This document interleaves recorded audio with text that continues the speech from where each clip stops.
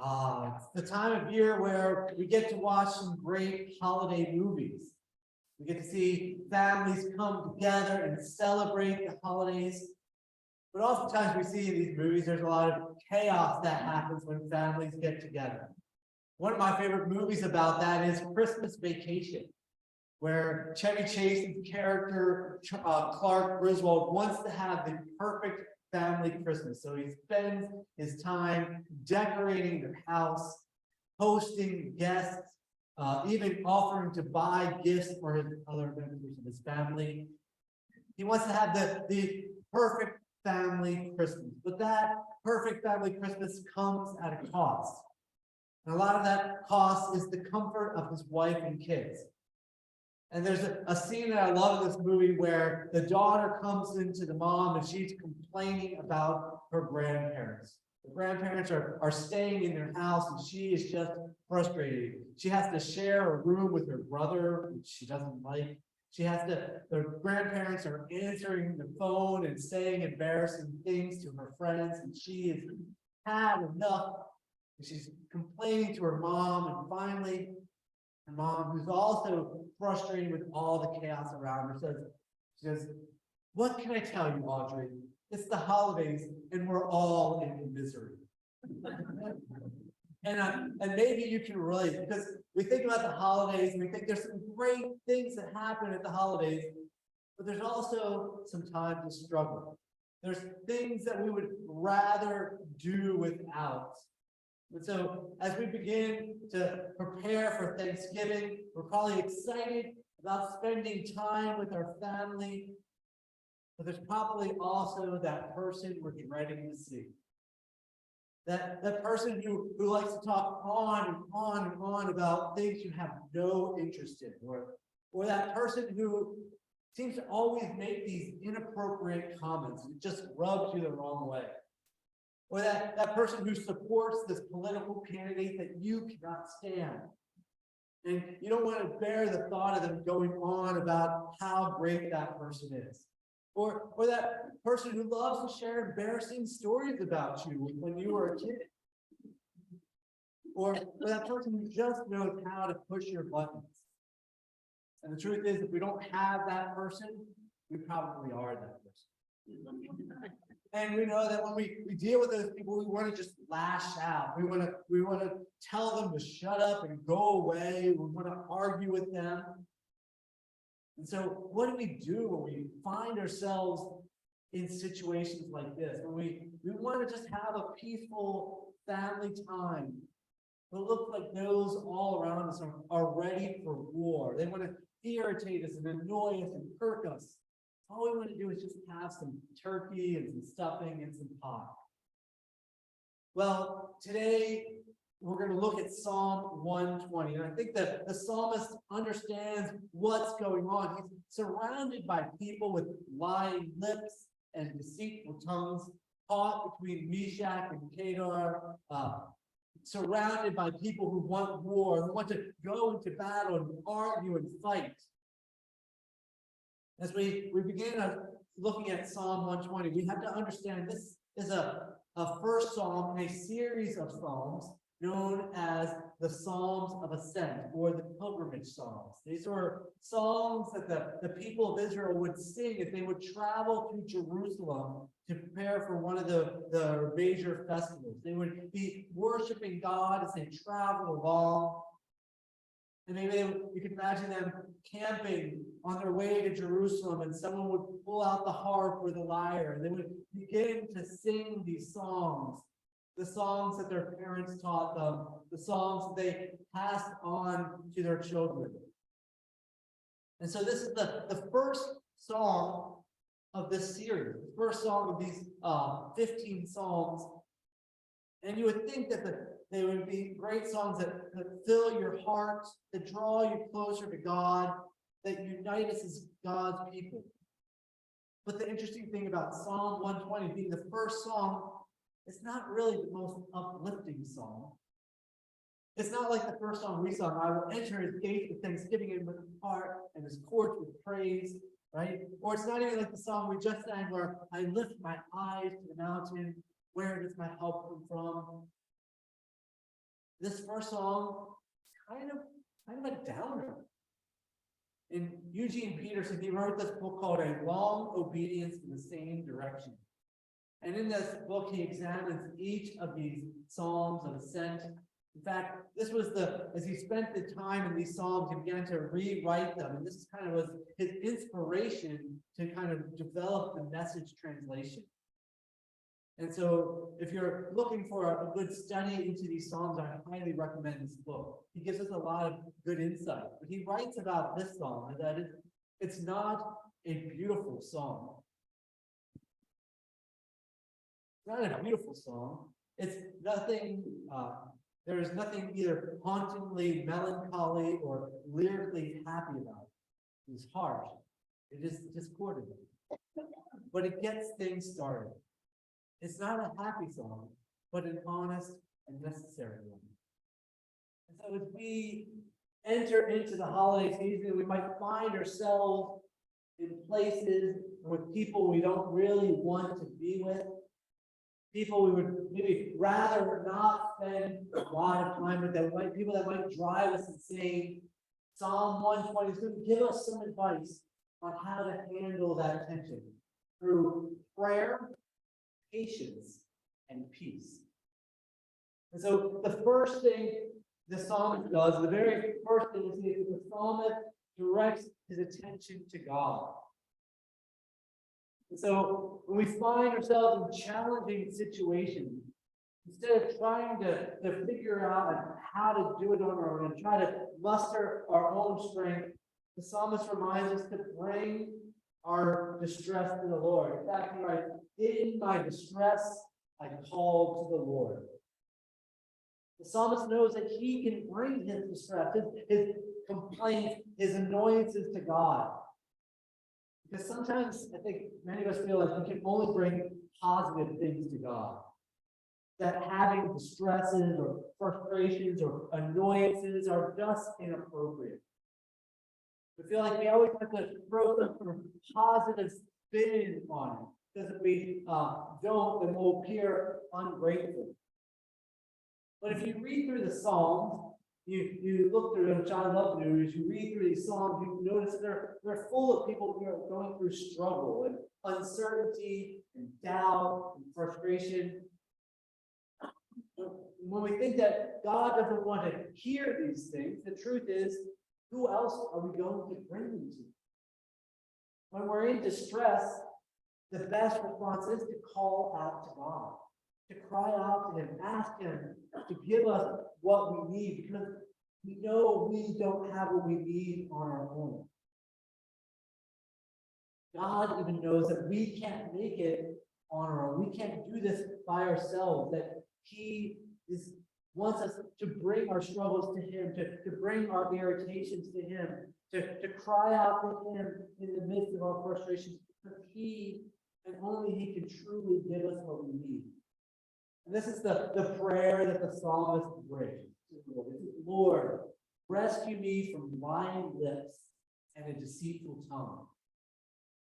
The psalmist is crying out that God would rescue him, deliver him, not from an overt enemy, but a covert one.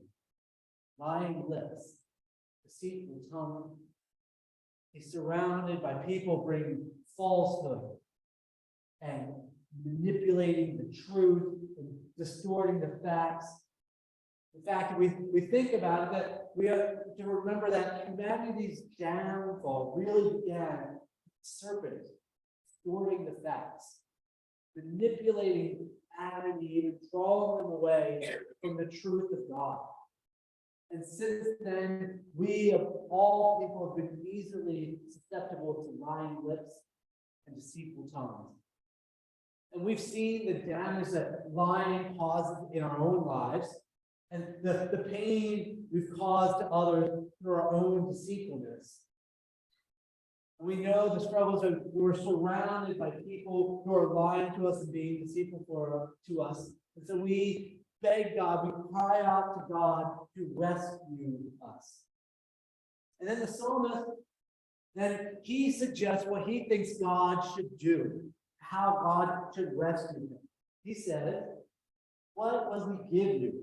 And what will he do to you, you deceitful tongue? So what are you going to do to these people that are lying to you deceitfully? This is his suggestion. A warrior's sharp arrow and burning charcoal. His solution is destruction. Clear the path. Wipe away my enemies. Take them down with piercing arrows. Consume them with fire. We think that the best way for God to rescue us is just to do away with everyone that opposes us. Be gone, lying lips. Sayonara, deceitful tongues. Or to quote one of my favorite Johnny Cash songs, sooner or later, God will cut you down. But it's not really how God answers our prayers. He doesn't usually smite people that are against us. And that's probably a good thing. Let's think about how often we might be on that end of smiting ourselves. So, from the beginning of the psalm, we know that God answered his prayer. He said, in my distress, I called out to the Lord, and he answered me. We know that God somehow answered him. We also know that God didn't smite down these lying lips. So what does God do? How does God rescue him? How does God rescue us in our struggle as well? First thing is through patience. What God gives us is patience. Patience to endure. Patience to make it through. Not on our own strength, but on his strength. Patience when we're trapped between lying lips, deceitful tongues. He gives us what we need to withstand the distress that we're facing. And it might not be this overt rescue, but it provides comfort and patience to make it through painful situations. The psalmist writes that, what misery that I have stayed in Meshach, that I have lived among the tents of Kedar. Now, to us, Meshach and Kedar probably mean nothing. Not where you go on your holiday trips, I'm sure. And they seem like far off places, distant lands. But that's what it was for the people of Israel as well. Meshach is some far off place in southern Russia, and Kedar was this wandering nomadic troop to the west. And they were these far off places that if an Israelite found themselves living amongst them, they would be a foreigner and an alien. Like a Texan finding themselves in southern Maine. As the psalmist would say, I'm living in this far off place that seems uncomfortable or unfamiliar. They have strange ideas, strange things that are going on. This place isn't really my home. I feel trapped in Meshach or Kedar. But God, in the midst of that, God gives him patience. He says, God gives him the strength he needs to continue living there. It says, I have dwelt too long with those who hate me. He feels like he's been living in this foreign land. He feels like he wants a quick deliverance, but God answers in unexpected ways by giving him patience to live with those people. People in this foreign land. People that are helping him learn to be patient. To see that his instinct for death and destruction on his foes is not the way of God. That even in the land of Meshach and Kedar, in the places that seem outside of God's grace, he can discover patience. These past couple of weeks, I've kind of felt like my family and I have been living in Meshach and Kedar, where we were supposed to have a break from Henry being in the hospital. We spent this past 2 weeks kind of felt trapped there. We would cry out to God to rescue us, to deliver us. So we just be home, just be a family, just be doing normal things. But in the midst of that, God gave us a chance to be patient. We long for the peace and comfort of our home. God was still with us, even in the midst of being what felt like Meshach or Kedar. And you may find yourself, this holiday season or some point in your life where you're at a place where you don't want to be, dwelling too long in a place that once war, surrounded by your in-laws, with your second cousin's crazy politics or your brother's inappropriate jokes, and you feel like you're stuck waiting to escape, longing for a time that seems simpler and easier. God encourages you to cry out to him, to cry out to him so he can deliver you. And God doesn't always answer the prayers the way that we want. Yet we see that God continually answers our prayers by giving us the patience that we need. And while we're patient, we discover peace. Peace that passes understanding. And you know that saying that your parents, maybe you told your kids, your parents told you, that you can't control how other people act, only how you react. Of course, we all want to roll our eyes and be like, yeah, it's not that easy. But the psalmist wants us to remember that our responsibility when we find ourselves in these frustrating and overwhelming situations, when our natural inclination might be to join in the fray, to engage the enemy, to attack those around us. That's not how God desires us to respond. That's not the lesson God wants us to learn through patience. He wants us to discover that while others are for war, that we should be for peace. In fact, the psalmist says, I am for peace, but when I speak, they are for war. And so no matter where we find ourselves, we should try to promote peace, to do our best to promote peace. Even when we find ourselves surrounded by lying lips, seek peace. When we find ourselves around deceitful tongues, seek peace. When we find ourselves in foreign territory of Meshach or strange practices of the tense Kedar, we should seek peace. When those all around us are seeking war, we should seek peace. As Paul writes in Romans 12, he says, do not repay anyone evil for evil, but give careful thought what to do what is honorable in everyone's eyes. If possible, as far as it depends on you, live at peace with everyone. And so when we find ourselves in these strange places, or these places where people are shouting for war, or people who want to stir us up and get us angry and riled up, when we get on social media and we want to shout at our computer and yell at the stupid things people are posting, Paul reminds us to not repay evil with evil. Don't respond to lying lips with additional lies. Don't react to deceitful tongues by sowing more deceit. Remember, these are people, there are people that are just looking for war. They want us to get involved in their skirmishes. They want to have this battlefield and bring you home as their casualty.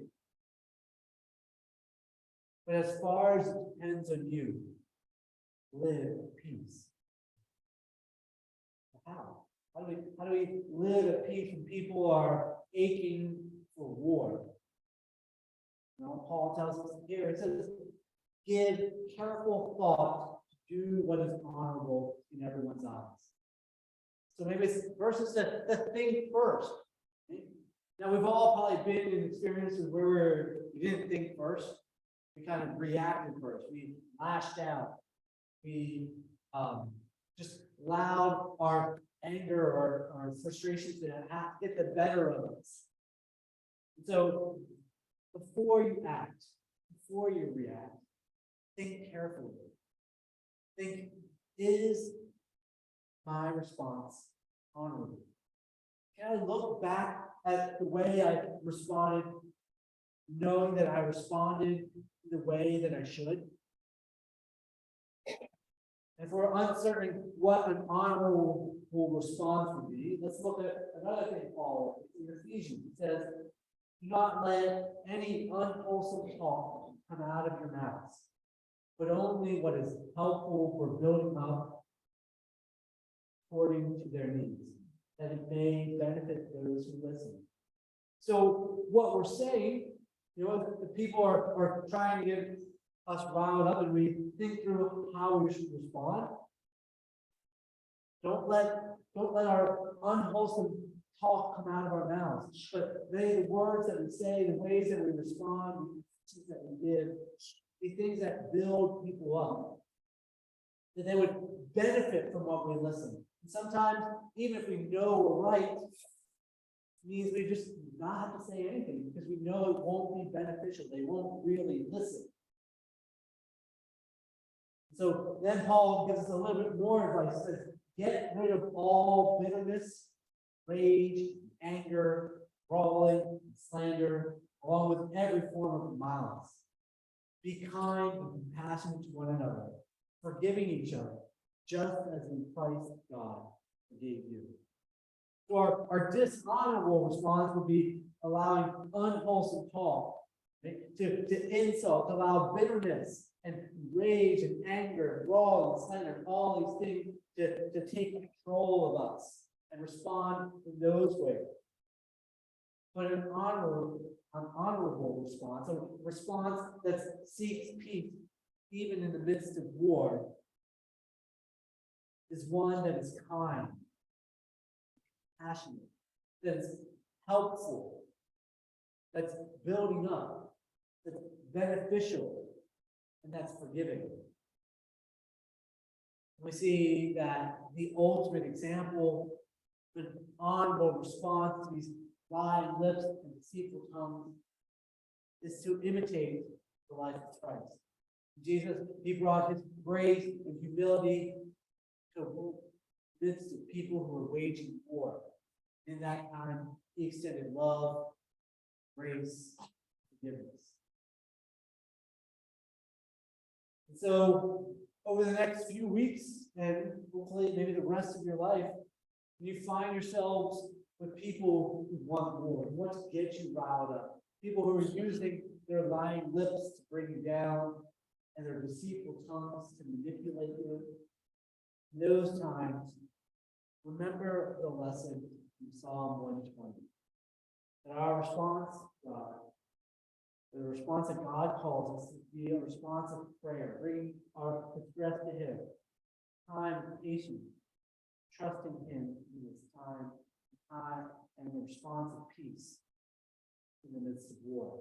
As Eugene Peterson writes, that Psalm 120 is the decision to take one way over against the other. It is the turning point, marking the transition from a dreamy nostalgia for a better life to a rugged pilgrimage of faith. From complaining about how bad things are to pursuing all things good. What we learn from this first Psalm of Ascent, that our journey to worshiping God begins with prayer, patience, peace. Prayer for God to rescue us. Prayer that God will help us control our tongues.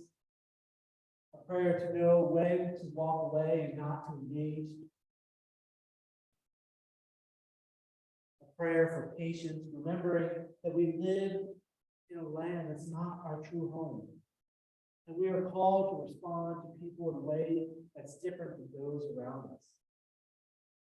Our job isn't to change everybody's hearts and minds, to have them believe exactly what we believe.